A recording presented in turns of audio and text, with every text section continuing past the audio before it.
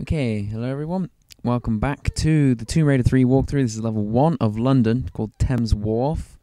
And this is part 2, so welcome back.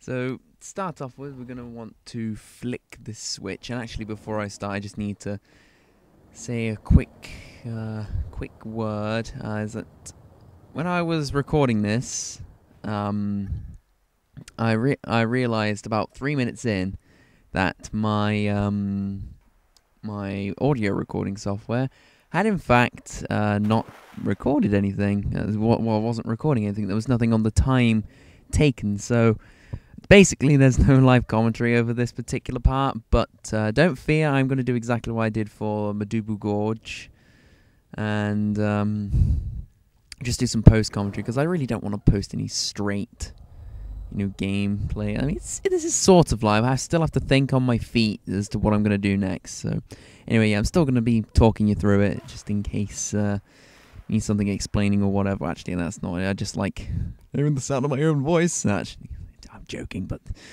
you get the idea. So, oh yeah, here I make a bit of an error. So, I completely forget to flick the switch again. So, yeah, so basically what I did there is I flicked the switch to flood the end tank, and then I went over there, pulled the switch, and got some pickups, and that was pretty much it. So what you need to do now is go back and flick the switch again, otherwise there are some fans through that little trapdoor we opened. There's some fans through there that will kill you if you don't flick the switch again. Basically, the switch, when you flick it back, it will slow them down again, so you can safely pass through them. So they won't be like in Tomb Raider 2 where they shredded you instantly. So yeah, dive in through the trapdoor. I don't know why I turned this way. It's kind of obvious. This is the fan way. So yeah, as you can see, I can just swim straight through. They are not going to take me down, and that's good for me. Good for me. And by the way, just look at this. This is pretty funny. Like, you can climb out on this part here, and there is no one there. And this confused me the first time I did this, but then backed up, and look, boom, guy just materializes out of nowhere. I just found that pretty funny. So, yeah, so I did that. We kill him off, because obviously he wants to hurt us. And now, look through this little grating, take out the rats that are in there. And at the end of the passageway, there are some, I think, shotgun shells. Yeah, can't really tell because the footage is kind of dark. I apologise, but you guys can see roughly what I'm doing. So crawl on through the grating. I think this is actually where where I realised that it wasn't recording anything. I was like, no. But then I decided, I'm just going to carry on, do some post commentary later. So that's what I'm doing. So crawl through the grating and pick up the medipack, and then you can run over, drop down here. Now this is a particularly, I suppose, complicated part of the level, is that there is in fact in this area a machine, and that's the machine over there. It's got 3 live wires on the front of it. So if you touch those, then you will die. So stay clear of those. And basically, the idea of this part is to move the machine in such a way that it will be placed in a fuse box, and doing this will activate a trapdoor, and it will open up a button. So yeah, the way we get it into the fuse box, because it's not going to do that on its own, the way we do that is by using this insulated crate, or this insulated cage, to basically move it. Basically, you move the cage into a spot where it will block off one of the routes of movement for the machine, and as a result, it will naturally end up at the fuse box, which is where we want it. The reason I say it's insulated is because I'm a sucker for realism, and I was thinking that it doesn't look right if it's like an actual wire mesh cage, because then it would just be weird. You have the have the machine, usually it would conduct electricity through the wire mesh cage, but it's not like that, so I'm just going to call it insulated. It's black as well, so it's kind of that's kind of what it is. It looks insulated at first glance. So So yeah, basically, the position you want to move this cage to is obviously what I'm going to show you.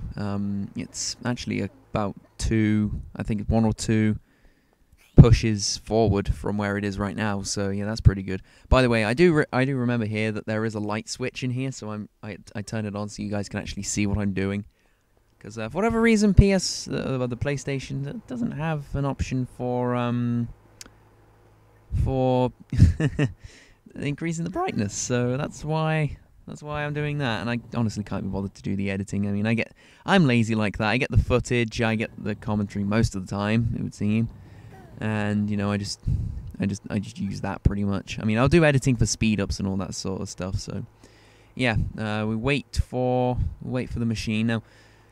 You'll see me back up here, and that's because, you know, I don't want to take any risks. I think I've died once to this thing because that was when I didn't know what it was. But after that, you know, I've always stayed well away from it. I don't know if you're like on the just small outskirts, like for example where I'm standing right now. I don't know if it can hit you from there. I don't know, but I didn't want to find out the hard way. So you know, there we go. So it's finally in the fuse box, and now we can actually use this grating just to climb back up into that room where we dropped in the first place, and that was in part 1. So yeah, keep on trucking up here. Probably could have sped this bit up. Oh well, never mind.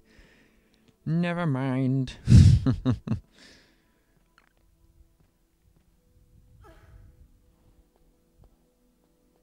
So now we're up here. Here I forget that you have to press the button to spawn the guy. So, and also after playing this level about, I'd say 5 or 6 times, I've realised that I still make the same mistake, and I still insist on climbing up onto that ledge before I realise you don't press forward when you're trying to push that button, because it just doesn't work.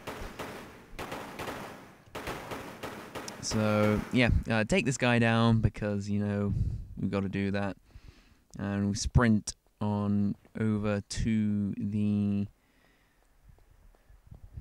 pool, and oh yeah, oh what's this? No, oh, I forgot to flood it again.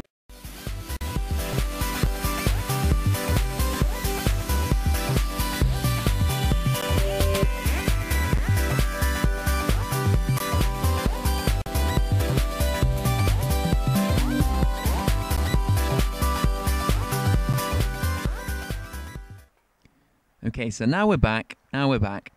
And, you know, you have to remember to flip that switch. I think that's the last time we have to flip it.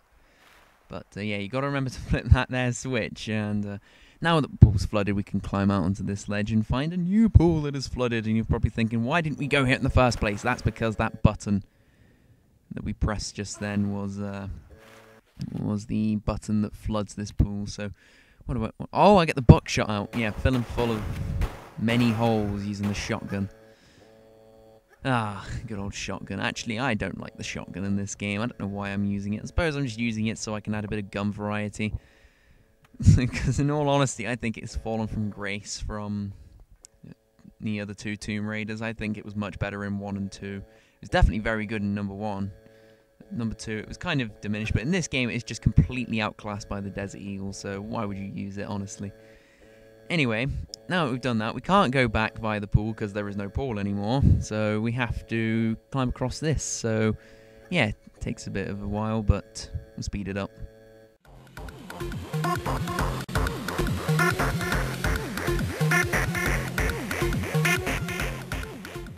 Right.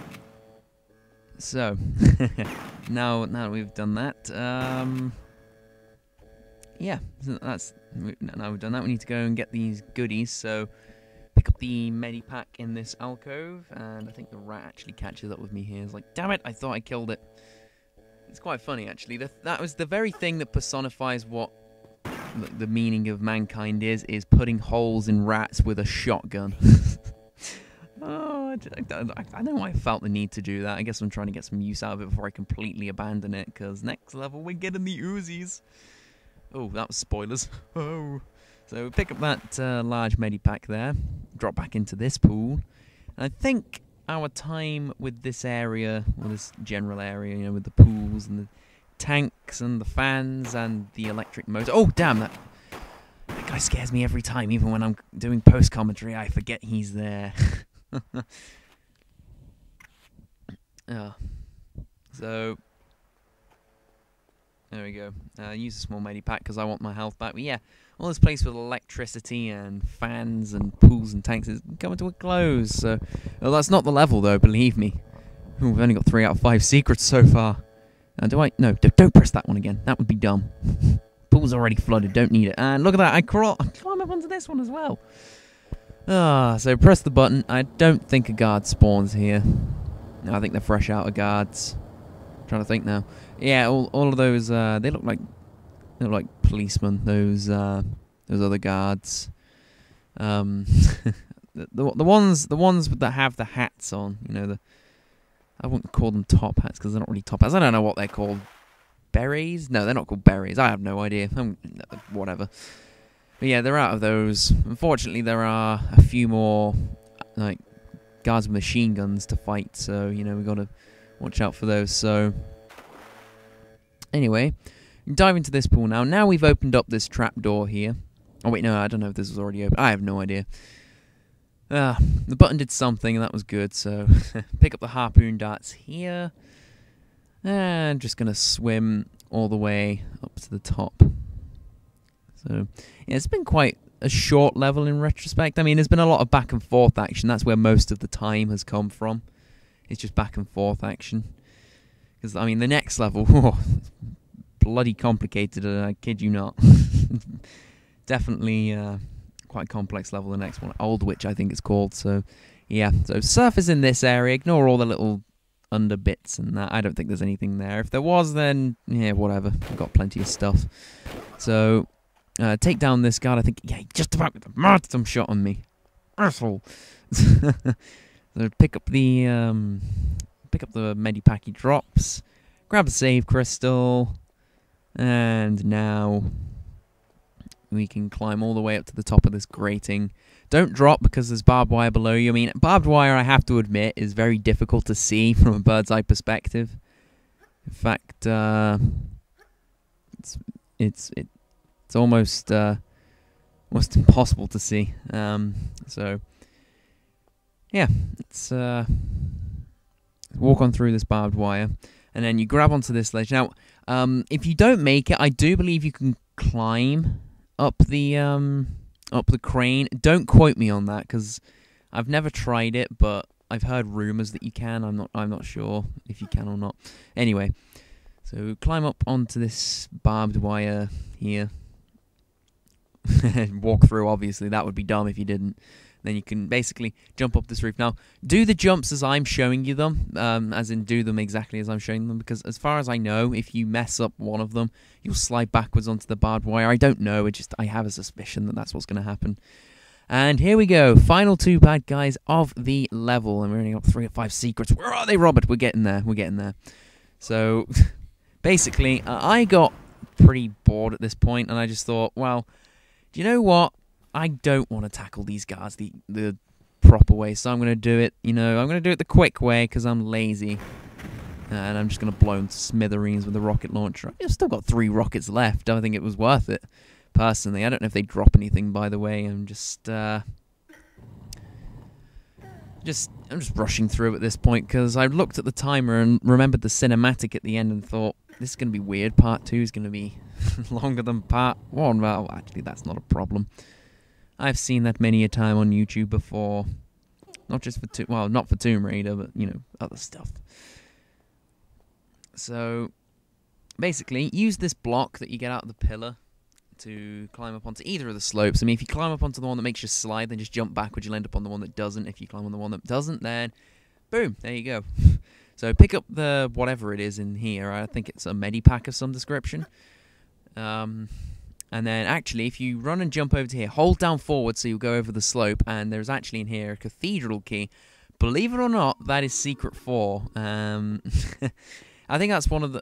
apparently, that's the one secret that you absolutely have to get. So, pay attention when I show you that. And now, we've done the level. 4 out of 5 secrets. Wait a second! Let's not complete the level just yet. Gotta go get secret 5. Don't jump here because there's barbed wire on that roof, although you probably never know. I mean, the first time I tried this bit, I had no idea it was there. Did a running jump like a moron and ended up impaling myself right at the end of the level. Oh well. But there we go. Secret 5 is in that alcove. It's a large medipack, I think. So that's pretty much it. That's the level. So I hope you guys enjoyed this. I think it's been a successful re-recording because both of the videos that I got from this level are not laggy in the slightest. So this was successful. So yeah, there's not much else to say. Hope you guys enjoyed this and stay tuned for level 2 of London, Aldwych, which will also be a 2-parter. I'm just giving you a preview right now. So yeah, nothing left to do but go and activate the cinematic with a sprint and dive roll!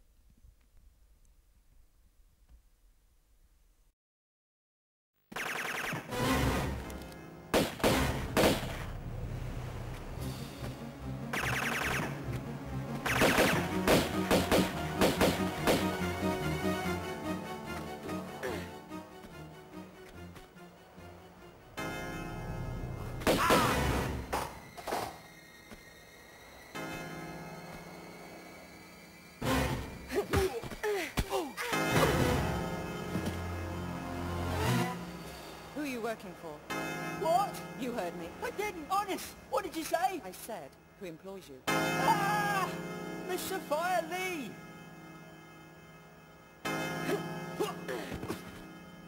Who's she?